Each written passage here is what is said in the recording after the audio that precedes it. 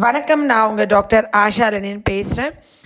இவங்க வந்துட்டு கிட்டத்தட்ட 26/4/2023 2 வருஷம் தொடர்ந்து ஹோமியோபதி மெடிசன் எடுத்திருக்காங்க. அவங்க கணவருக்கு 40 வயசு என் கிளினிக் வரும்போது அவருக்கு வந்து உயிரணுக்களே இல்லை, எசோஸ்பர்மியா.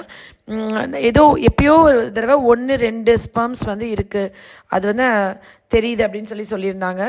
அவங்க வந்து எப்படினாலும் சரி கல்யாணமாகி 13 வருஷம் ஆச்சு. ஆனால் எனக்கு என் கணவர் மூலியமாக தான் குழந்தை வேணும், அவரோட விந்தை நீங்கள் இன்க்ரீஸ் பண்ணி எனக்கு கன்சீவ் ஆக்கி கொடுங்கன்னு சொல்லி நம்பிக்கையாக கிட்டத்தட்ட 2 வருஷம் மருந்து சாப்பிட்டாங்க. அவங்களுக்கு வந்து ரைட் ஓவரியில் சாக்லேட் சிஸ்ட் இருந்துச்சுங்க ஒய்ஃபுக்கு.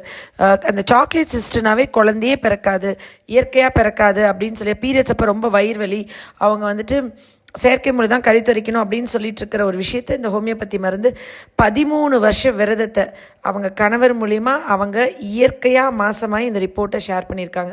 13 வருஷ தவத்தை கடவுள் என் மூலியமாக ஒரு சக்ஸஸ் ரிசல்ட் கொடுத்து இந்த 2 கோடு கொடுத்த அறிவோட ஆரோக்கியத்தோட நீண்ட ஆயுளோட உலகம் போற்றும் குழந்தை இவங்களுக்கு பிறக்கிறதுக்கு ப்ளஸ் பண்ணதுக்காக நான் நன்றி சொல்கிறேன்.